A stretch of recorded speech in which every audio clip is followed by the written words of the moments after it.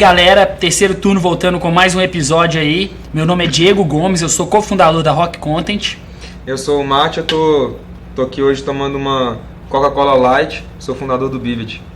Eu sou o Gustavo, sou fundador da Samba Tech e tô tomando aqui uma Broken Dial. Tamo na mesma. Legal.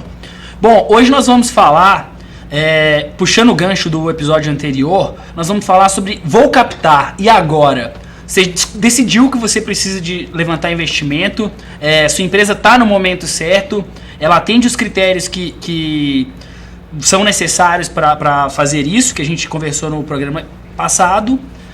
Vamos lá, vamos fazer, vamos captar. Solta a vinheta aí.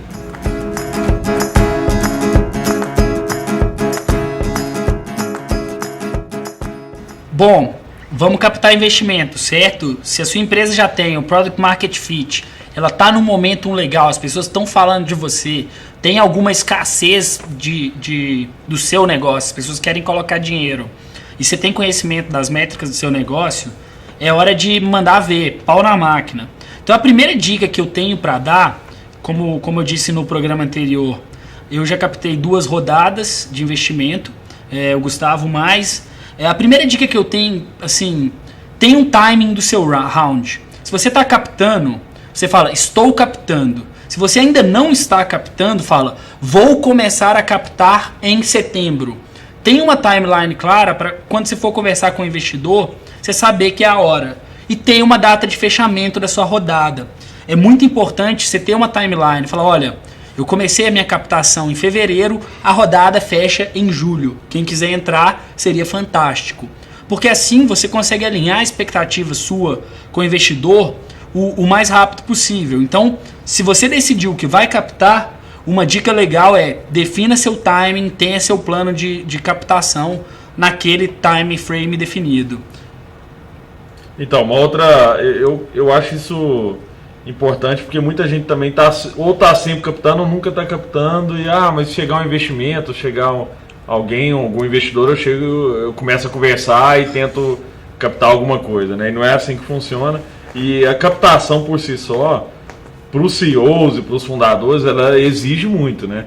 Não é um negócio que você você tem que estar ligado ali, fundraising mode. Focado naquilo ali. A gente está levantando uma nova rodada agora para a Samba Ads. E é um negócio que você tem que viver aquilo, conversar com um monte de gente, visitar, fazer um monte de roadshow, né? Apresentar a sua ideia para muita gente, porque vai tomar um monte de não, e aí no meio disso aí você toma E dentro dessa parte de timing, por exemplo, sempre falam muito de uma média assim, de tempo que você gasta para levantar essa grana.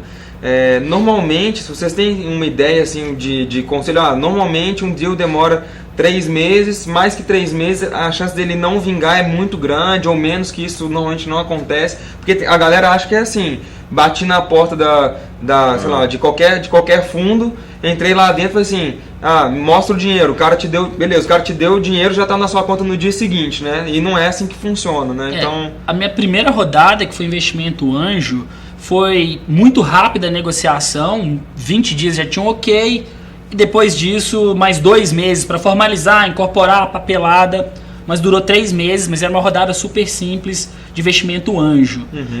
Já na segunda rodada, a gente gastou aí uns 3 meses de negociação e mais uns 45 dias de discutindo detalhes e afins.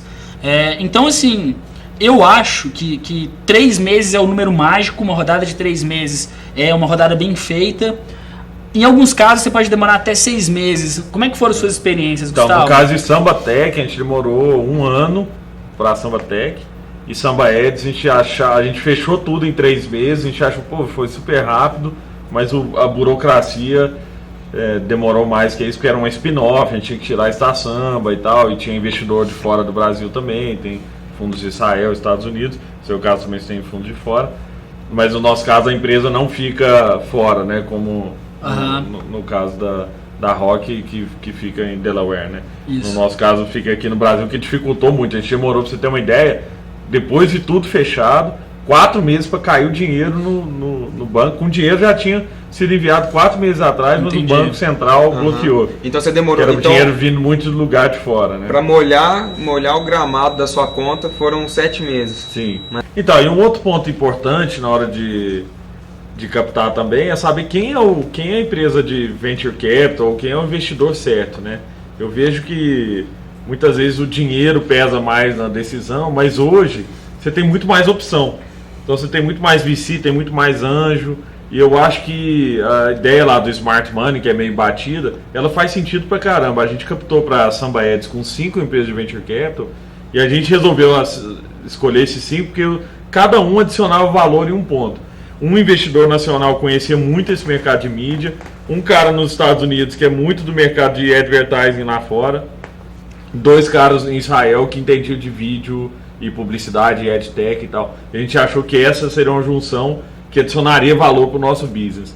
E eu acho que isso vale para todo mundo, até o cara que está pegando dinheiro de anjo, né? Porque anjo, até mais, né? Por exemplo, no seu caso, você pegou dinheiro de anjo, mas muito smart, né? Acho que os caras ainda estão no business ajudando e tal. A gente deu muito assim, sorte, mas também oportunidade, né?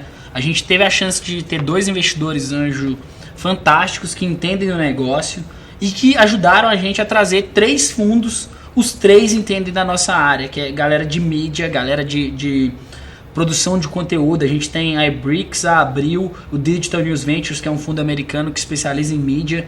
Então a gente trouxe os caras que a gente queria na nossa indústria. E o legal é isso, assim, na hora de olhar o investidor, olha no portfólio do cara, que tipo de empresa que esse cara já investiu, ele já teve alguma saída, né? Ele tem alguém que está no board de uma empresa que te interessa, que, pô, esse cara já viu, ou ele já passou por coisas que a gente vai passar aqui. E outra coisa legal é com quem que ele investe. Por exemplo, geralmente uma análise assim, a Monax investe com a Cassec. Legal, posso tentar trazer um dos 2 que ele traz o outro. Esse tipo de análise é muito legal para você planejar quem que são os seus investidores-alvo. E até pensar um passo à frente, né? Que é geralmente, pô, esse é um cara que pode liderar um próximo round. Né? Então, legal. Legal. E tipo, por exemplo, dicas de como... talvez, né, seja uma pergunta interessante. Dicas de como abordar um investidor. Porque certamente uma dica boa é não mandar um e-mail para uma lista de investidores de cópia oculta, né? Então, quais dicas que vocês dariam nesse sentido?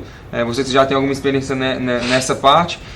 Coisas que eu sei que são coisas que a gente já pratica, que é follow-up frequente. Então a gente passa números para os caras, a gente conversa bastante com caras que a gente acha que tem sinergia com o nosso negócio. Então, números novos, coisas novas que a gente faz, novos business, coisas que a gente tá fazendo de legal, a gente sempre passa esses hot news aí para os caras, a gente está sempre atualizando. Isso eu sei que é uma dica bacana. Outra coisa legal que você já falou, né, no outro episódio, que é sobre você tá sempre aí aparecendo de alguma forma no radar, ou você aparecendo numa notícia, ou então você tá participando aí de concurso, etc. Você tá aparecendo, né? O cara tá te vendo. Tem alguma outra dica bacana que vocês dariam assim, de relacionamento que você pode ir gerando e se aproximando, estreitando laços com o investidor? Porque muitas vezes a galera manda um texto desse tamanho para o investidor, o cara nem abre o seu e-mail. Qual que é a melhor forma de abordar um cara desse? Tem uma história legal para contar sobre isso, assim. Na época eu trabalhava na Samba aqui ainda. Eu comecei uma planilha na qual eu catalogava todos os deals de investimento do Brasil. E aí eu comecei a entrevistar esses investidores para o meu blog na época. Então eu conheci muita gente. Uma outra coisa que é legal fiz uma reunião com o investidor, eu só saio daquela reunião se aquele cara me apresentar 2 outras pessoas. Então essa regrinha de ouro é boa. Fez uma reunião legal, pede pro cara te apresentar mais 2 pessoas. Isso funciona muito bem e cresce muito o seu networking.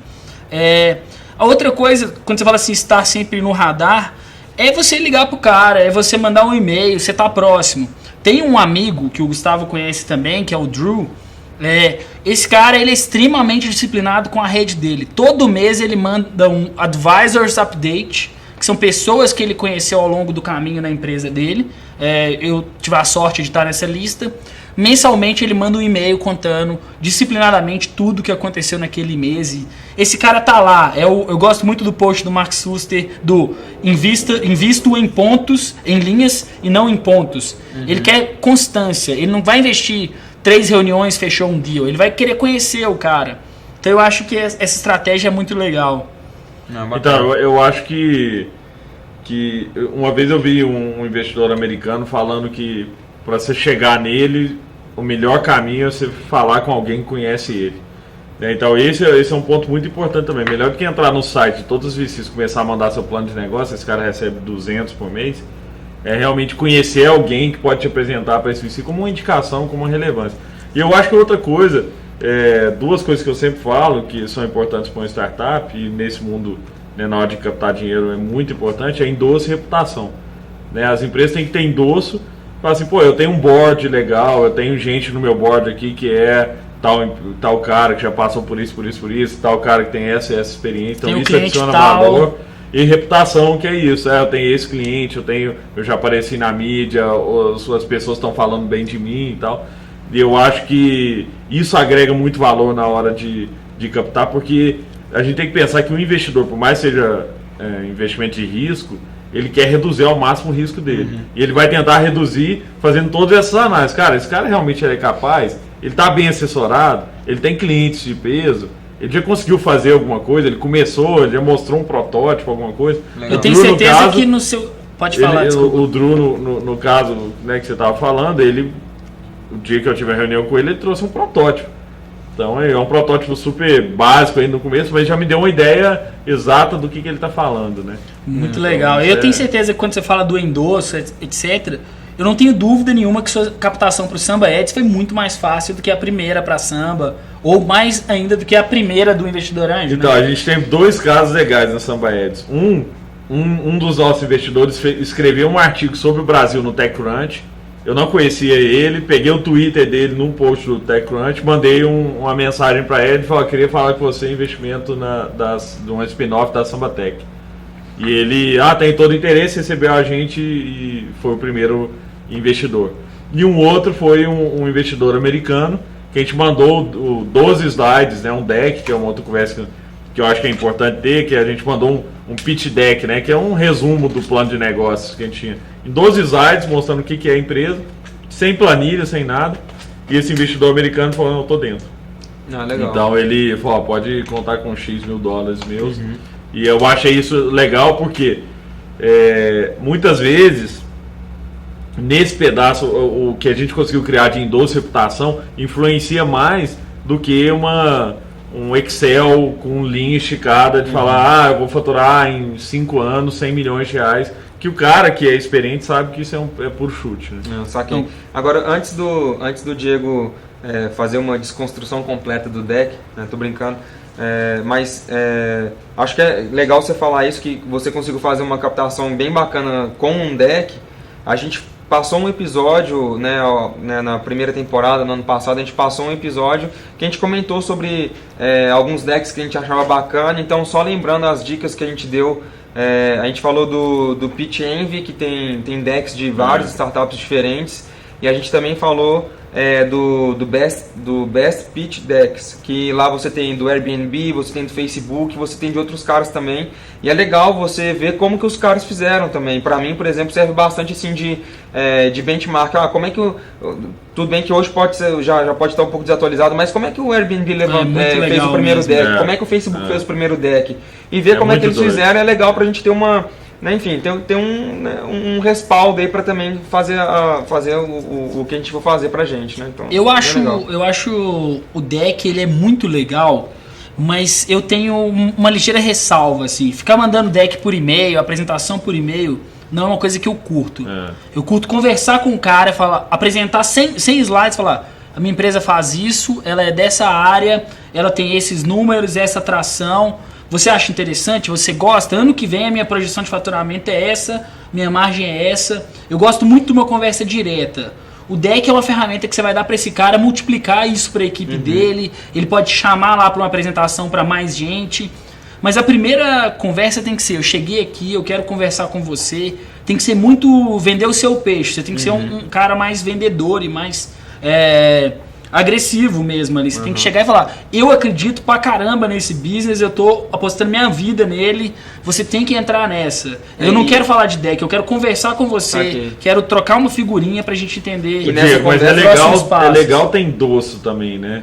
Não, assim, com porque certeza. uma coisa é você falar assim, não, eu sou muito bom, eu sou foda, outra coisa é você falar, olha, mas isso, olha esse cliente, fala com esse cliente, ou olha meu board, Não, com ou certeza. olha meu primeiro investidor anjo, olha quem é e tal. Por isso, cada passo que você for tomar no investimento, desde o primeiro investidor, cada passo ele é importante pro próximo passo, né? Sem você dúvida. pega um monte de investidor lixo, o cara olha e fala, cara, na boa, não conheço ninguém e não vou estar junto disso aí. Sem dúvida. E tem casos também, por exemplo, a gente tem um investidor americano que ele investiu na nossa empresa sem a gente nunca ter encontrado pessoalmente. Uhum. Eu mandei deck, conversei, fiz Skype, mas acho E esse que cara adiciona valor pro pra business. caramba.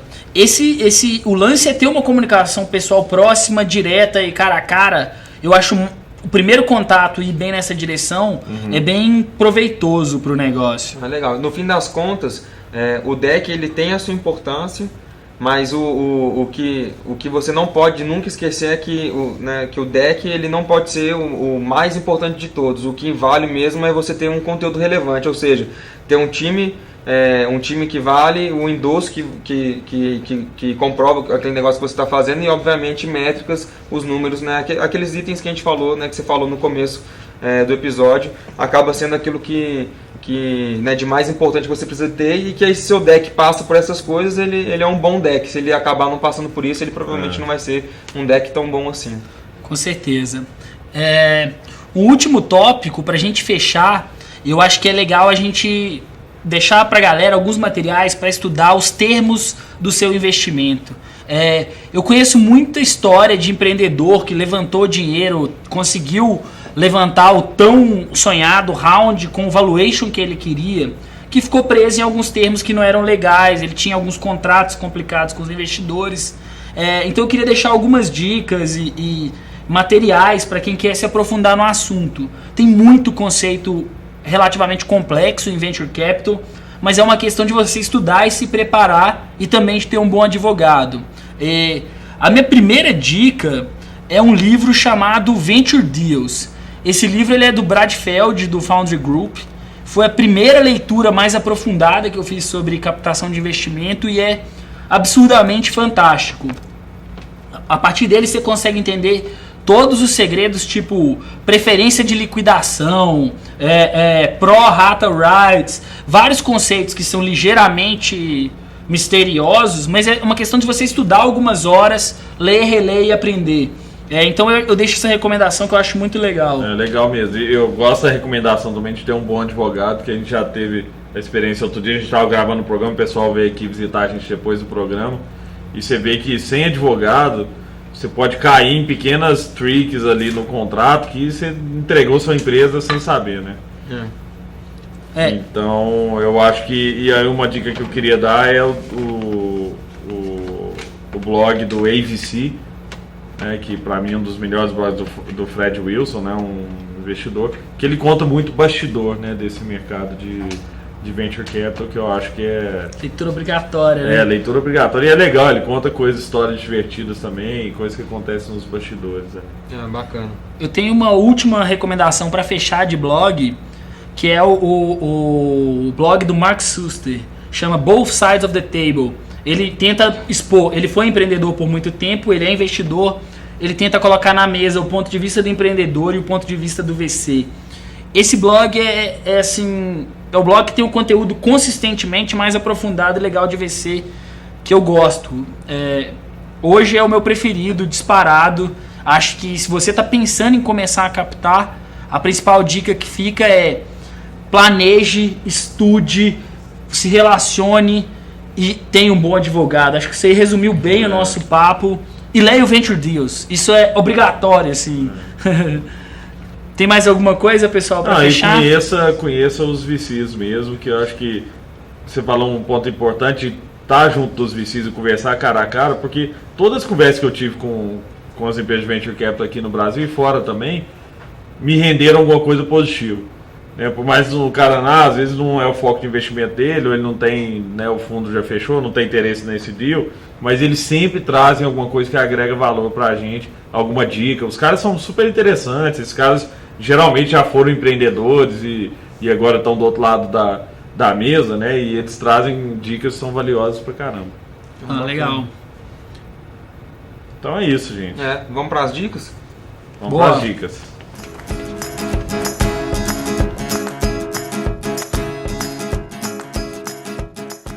E aí, pessoal, voltando com as dicas para fechar o programa. Matt, qual que é a sua dica da noite? Cara, eu vou dar uma dica... Do dia? A minha dica, ela não é muito legal, eu acho, no Eu Brasil. acho muito legal. Não, ela é legal, mas talvez não seja muito... talvez seja um pouquinho legal. Que é o Popcorn Time, que é tipo um Pirate Bay do tipo Netflix, sacou? É uma mistura de Netflix com Pirate Bay. Que é muito bom, diga-se de passagem. ele roda Mac, Windows e eu acho que ele também roda em Linux. E tá saindo pro Android em breve.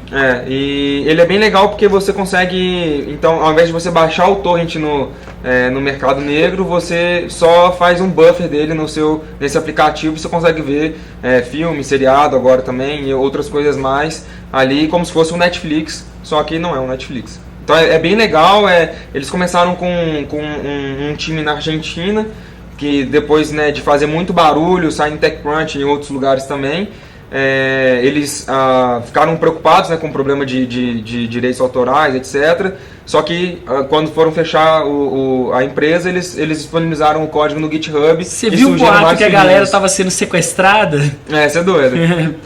Bom, já que a gente está falando de vídeos, filmes que estão quentes no cinema e que não são exatamente legais, a minha dica de hoje é o Flixtor, que é o concorrente do Popcorn Time. Eles não têm praticamente nenhuma diferença. Por que eu estou recomendando o Flixtor e não o Popcorn Time? Eu estou acompanhando o desenvolvimento dos dois e o Flixtor prometeu para a próxima quinzena o suporte ao Chromecast, que é o meu gadget favorito para consumir mídia. Então, saindo esse suporte ao Chromecast, eu acho que o primeiro que soltar esse suporte ele leva. Aparentemente vai ser o Flixtor. E a minha música do dia é Iron Maiden, Aces High, pra você ir lá e fechar aquele investimento na pilha com o seu VC.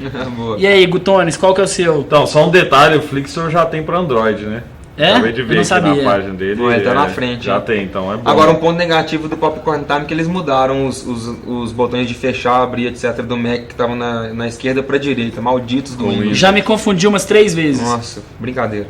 Cara, minha dica é um site que eu descobri há pouco tempo, chama icebergs.com. E ele é feito para que você faça gestão de tudo que você vê na internet. Assim, é feito mais para criatividade.